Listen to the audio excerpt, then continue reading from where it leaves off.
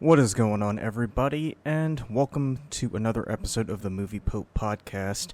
And today is going to be a bit different, just because we're actually interviewing an expert in Shakespeare. Now, initially, I wanted to do this as a 30 to 40-minute interview, but as you can probably tell, the discussion became so intense, so informative, that it ended up stretching to over 2 hours. So we're going to break the episode down into 5 parts. So they'll come in weekly installments, and then you'll get the overall complete interview in a couple of weeks. But I just wanted to let y'all know that this very in-depth discussion is only scratching the surface of how we understand the works of William Shakespeare, in particular the plays, and how we ought to think of them not from an academic standpoint, even though there are some valid points, but also think of them from a performative standpoint, as they were originally. So sit back, enjoy the podcast episode, and remember to like, comment, subscribe. And as always, thank you so much for watching, and let's get into it. And welcome back to the Movie Pope podcast. And today is a very special episode. Now, normally we interview filmmakers and film festival organizers and review movies and react to trailers, but today is a bit of a departure. We're actually going to dive into the world of Shakespeare. And this is also a first for us because we have our first British guest on the podcast, Colin David Reese. Sir, how are you doing today? I'm very well, thank you. Excellent. And in the email, you said that you're in France. Is that correct? I live in the center of France. Yes. Okay. What part of France is it? Near Paris? Or? No. Well, it's about 3.5 hours south and west of Paris. It's actually really in the center of France. It's a region which is called Le Berry. Which is also called Le Centre de la France, and it's about as far from any border as you can get. In fact, there is in the village which I live, there is actually a sort of stone indicator saying this is the center of France. They went out of their way to say that this is the very center of France. Yeah, so they're very, very proud to be in the center. I mean, I bought a built in 1900 farmhouse, which had not been lived in for 5 years, and I'm in the process of turning it into a livable space. Okay. How long? So how long is that taking you? Well, I moved here 2 years ago in July, and I suppose I'm probably about 3/4 of the way achieved. I mean, there's still a lot to do, but it keeps me busy and it keeps me young. Well, I know from experience that that any physical activity that you do is gonna enliven you. So that's perfect. I was gonna say, my family, I do have some family that live over in Lyon.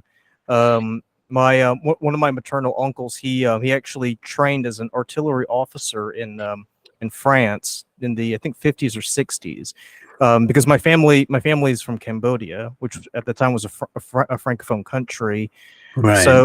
So before the war, they a certain number of them moved to France, and they've been there ever since.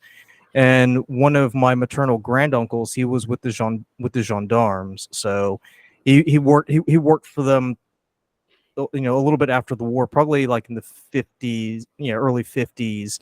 And he was pretty much the breadwinner of the entire family. So, right.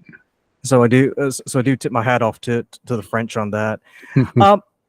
So today I just want to keep the interview episode simple. I just want to get to know you as a person, and to discuss your show and your channel, Shakespeare Unbound, which is the name of the email that that you correspond with. So without any further ado, why don't you introduce us to yourself, or introduce yourself to us, I should say. Okay. Well, I was born into a theatrical family. My father, Harold Reese, was quite well known when he was a child actor before World War II, and after the war. He mostly moved into doing radio, and he became really quite well known as a radio actor, and that was our family's bread and butter. And so I grew up, and he was passionate, obsessed about Shakespeare, like most British actors, certainly of that era. And so the lingua franca in the household when I was growing up was Shakespeare quotes. And so, if you wanted somebody to pass the butter at the dinner table, you would try and find a Shakespeare quote that corresponded. So my connection with Shakespeare is from a very, very young age. At the age of 12, I was cast in a comedy musical tryout, which actually never went anywhere, but that's the way of things. As Shakespeare's illegitimate son, because the setting was the inn in Windsor, which is perceived to have been possibly the halfway house between London and Stratford, and so where he would possibly have stayed. And the play The Merry Wives of Windsor is kind of this musical was based around this inn in Windsor, and according to the play, Shakespeare had a mistress which he would visit, and when he went to this inn, and he had a son, and in this musical I played the son, and so and then all through my teenage years, I got more and more into Shakespeare, and got to know more and more of the plays partly by reading them, and also partly because my father, being on the radio repertory, BBC Radio Rep, they would produce live on radio 2 plays a week, one on Wednesday and one on Saturday, and they would do all sorts of plays, from Chekhov to some new plays, and including Shakespeare. And of course, it was part of the family duty to sit around the radio every Wednesday and every Saturday and listen to Father on the radio. So I mean, this was not an option, and of course, over the years, 2 plays a week, that covers quite a lot, and there were quite a lot of Shakespeare. And so by the time I was, I guess, into my early 20s, I knew, even if I hadn't studied them, I knew practically all of Shakespeare's plays from having listened to them on the radio. And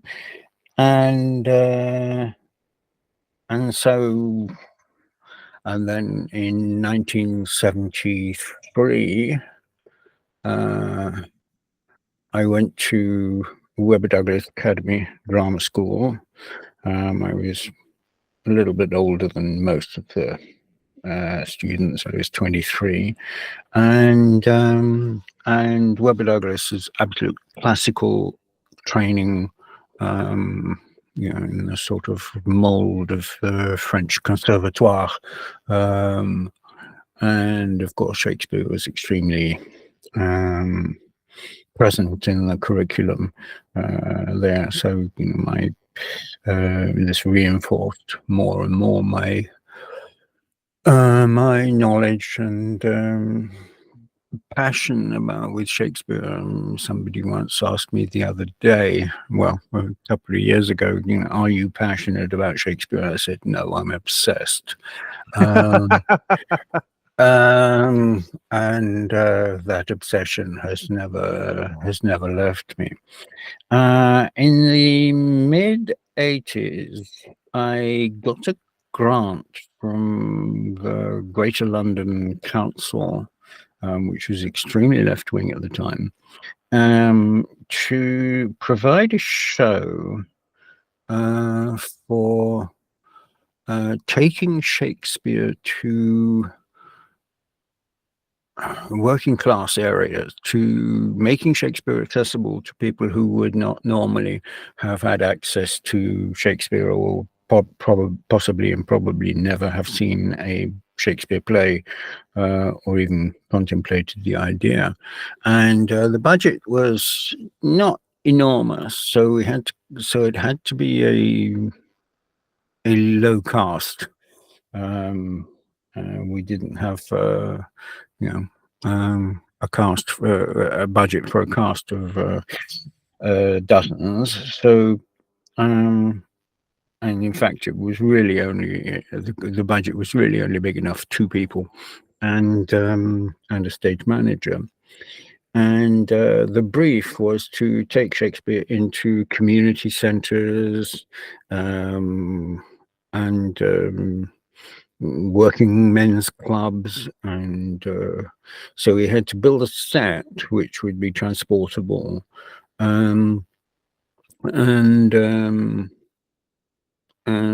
come up with a program which would be accessible to people who had never seen Shakespeare performed.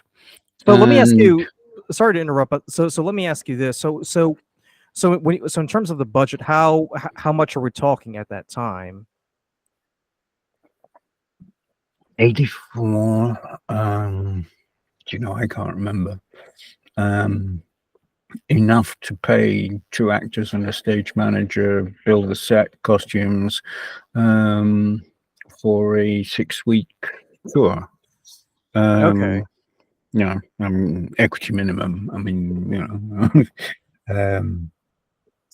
and so no, I have absolutely no recollection of what that came out to in terms of figures.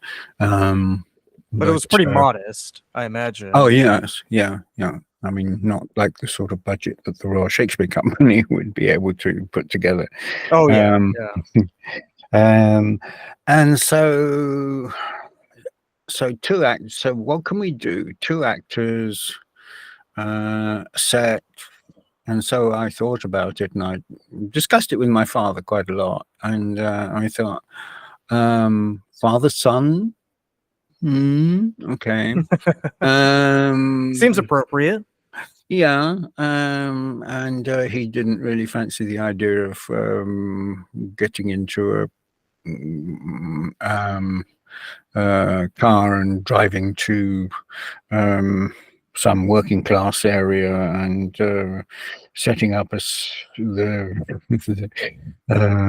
set and the lights and so on. He felt he was a little bit beyond that. So I've got a universal theme, love. So we thought about it, and we thought, okay, now there are lots of love scenes in Shakespeare. I mean, obviously, Romeo and Juliet and so on. And so we decided on 2 handlers, love scenes, man and a woman, let's have a look at what's available. So between us, we sat down and we said, oh, this scene's good, this scene's good, this scene's good, this scene's good. And we ended up with about 9 hours of material, which was obviously not going to be possible. So we had to bring it down to about 1 hour. It had to be about 1 hour, 1 hour 10. And so I think we ended up with Romeo and Juliet, Catherine and Petruchio, Ferdinand and Isabella, Beatrice and Benedict, and then to give it some spice, Angelo and Isabella, which is not exactly a love scene, but it's very much a sort of Harvey Weinstein moment. Where he says, if you'll sleep with me, I'll pardon your brother, and if you don't, I'll not only kill him, I'll torture him as well. And then the Macbeth, and then finishing it off with Pyramus and Thisbe from Midsummer Nights. A Midsummer Night's Dream. And so I found an actress who could handle all those parts, because that's a pretty wide range. And we started rehearsing. And one of the things that struck me while we were rehearsing was how all these scenes seemed to be little playlets in their own. I mean, if you took a whole arbitrary set of scenes from I don't know, Arthur Miller, Tennessee Williams, or they wouldn't make any sense. But these scenes had a beginning, a middle, and an end. And if you have this love scene between Romeo and Juliet, you really don't need to know the context and of who Romeo is and who Juliet is in order for the little scene to hang together. And this really intrigued me, and I thought more and more about it. And I started to do some research, and I came up with something which is really quite fundamental. We talk about late Elizabethan Jacobean theatre. The period is known as early modern, which is a historical period. But when you apply it to dramatic literature, it's misleading, because early modern implies that it's the beginning of what we now know as, whereas in fact it was the end of a 4th century development of dramatic art, of performance, and the reason why these scenes kind of worked as scenes isolated from the rest of the play is because the dramatic art of writing of plays at that period came out of a tradition known as the interludes. And the interludes were short playlets around a theme, which were performed by the players in between the courses at a banquet.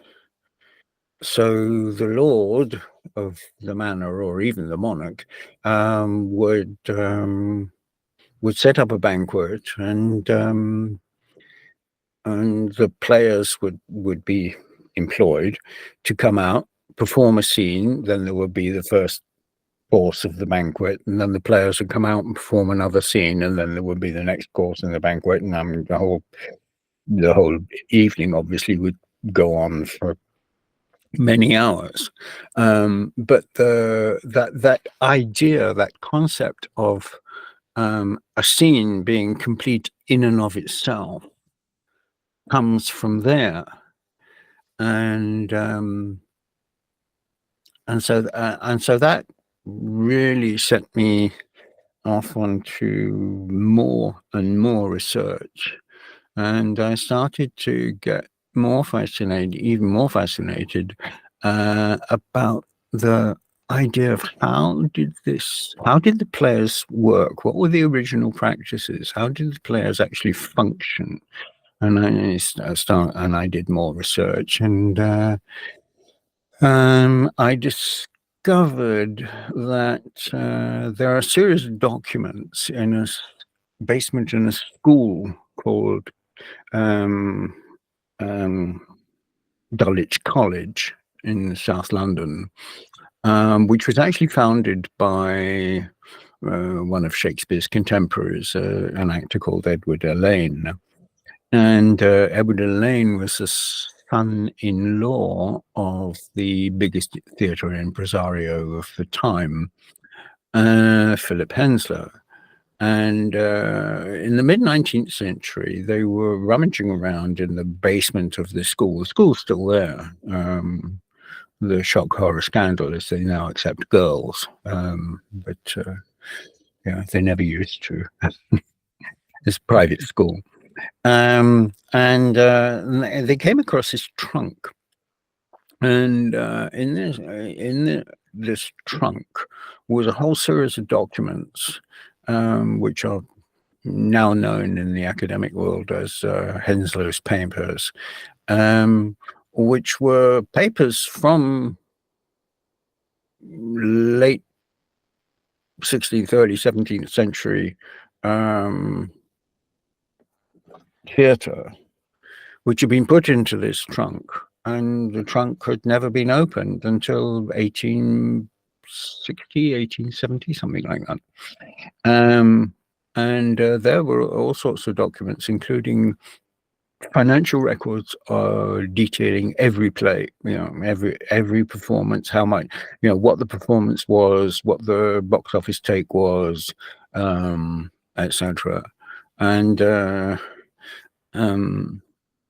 you're looking at that, you realize quite how much money they were making. I mean, it was huge.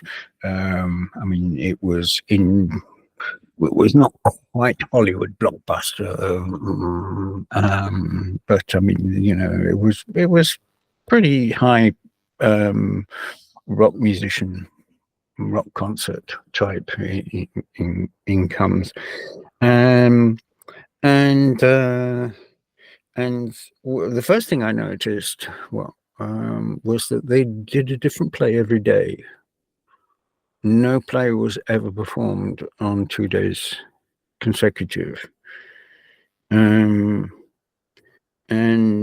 now you have to remember that everything was handwritten. There was no Gustetner machines or photocopies, so everything was written out by hand. So they didn't take it to the printers to try to make multiple copies of them, because the printing press had been around by that time. Yeah, but printing was enormously expensive and incredibly labor intensive, and you wouldn't print a play just for the 25 players who are going to be performing it. You'd only print it when it had success in the playhouse, and you could probably make money by selling it because it had been successful in the playhouse. So, like, when you get the folios later on, correct? Yeah. Well, I'll get to that in a minute. So everything is written by hand. Well, if you're going to write everything out by hand, I mean, if you're going you take the play of Romeo and Juliet, nobody is going to sit down and write the entire play of Romeo and Juliet for every single character that is in the play. So what you get are what are called cue scripts. If you're a player, you get your lines and a cue, to action, which is the origin of the word cue. And that's in fact if you think about it in billiards, that's what the cue does. It spurs the ball into action. And so you got this you got this roll of paper, if you were playing Romeo, for example, on which were your cues and your lines.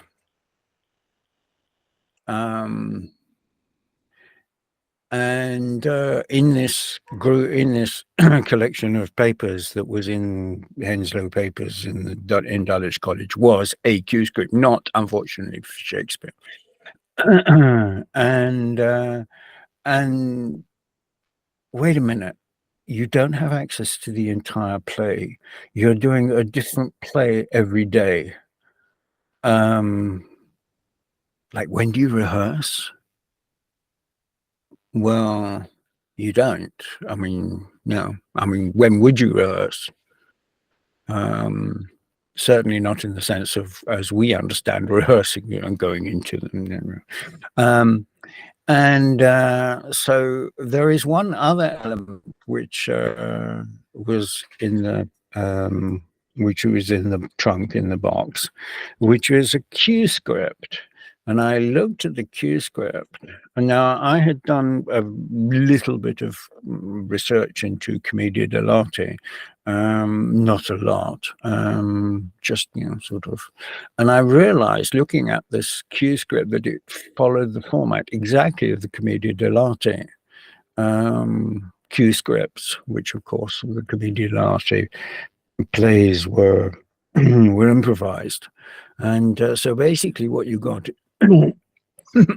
excuse me, what you got in the Commedia in the Q script, in the these are called plot sheets. What you got on the plot sheet was enter king and queen, to them prince,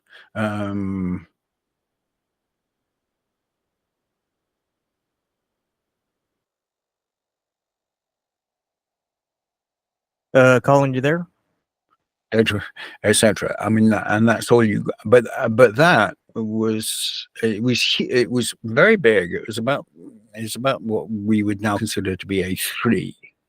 And it was printed on, and it was handwritten, obviously, on card, right. And had a square hole in it. And so obviously there was a sort of piece of wood peg, and they put this plot sheet up backstage so that everybody in the tiring house, so that everybody could have a look at it and say, okay, I'm in Act 2, Scene 3. Okay, right, yes, so that's what I do. So that's what I say. And so now you know what you say, and you know when you come on. And that's all you know. What the other actors are going to say, what the other characters are going to say, you don't know. All you know is about 3 or 4 words of the end of their speech. And I just said to myself as a performer, how in God's name is this possible?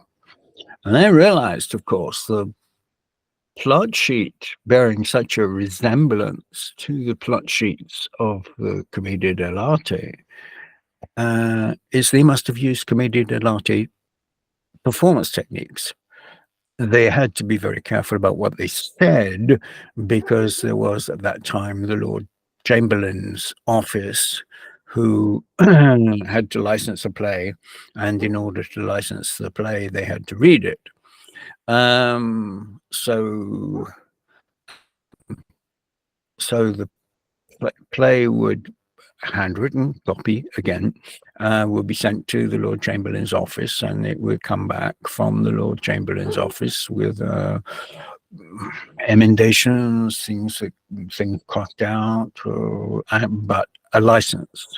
And you could not perform a play on the stage which did not have the Lord Chamberlain's seal of approval and license.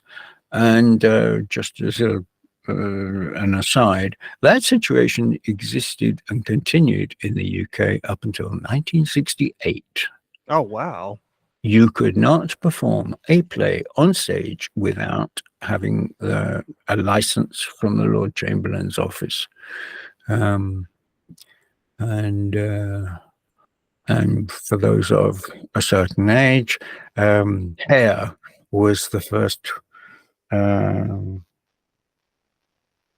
public performance of a play or musical which had not had a license. And of course, it had full nudity. Shock, horror, scandal. Now, so I want to ask. So, why was it so important for the Lord Chamberlain to sign off on these plays? Was it for political reasons or politics, and public morality as well? Okay, so they didn't want something too raunchy that would scandalize the public, right? Yeah. I mean, they wanted to maintain public morality, and I mean, even up until 1968, I mean, certain words like the F word were not allowed on stage.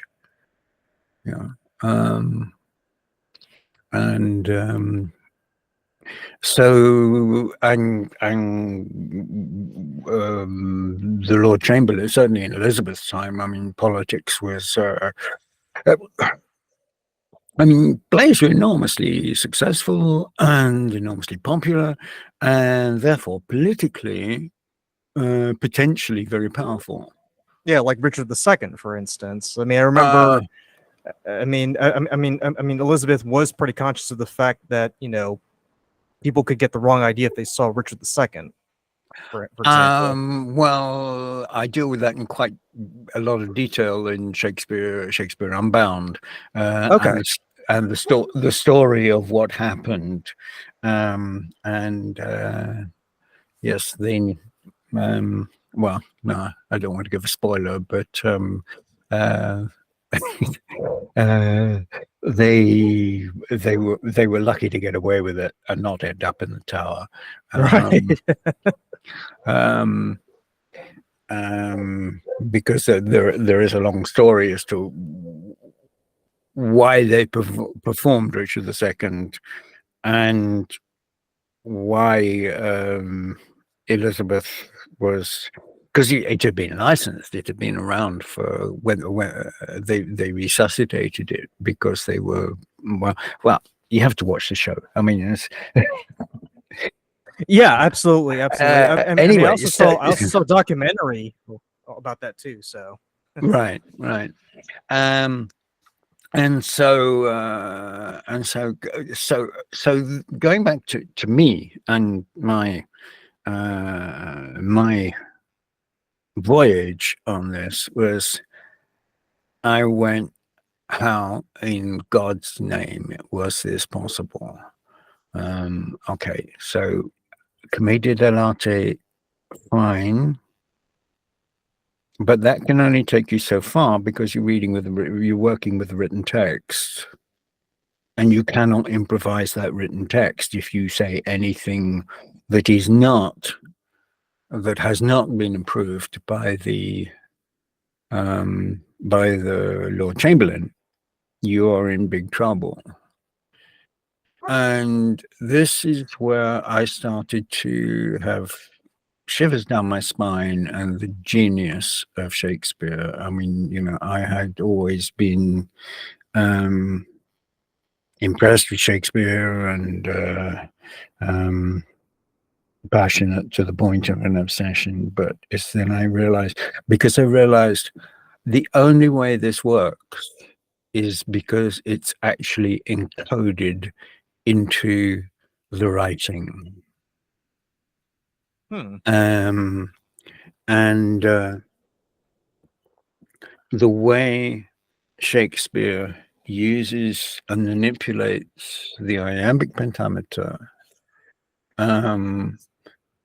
gives everything you need to know as a player on how to perform that speech, or how to play that character.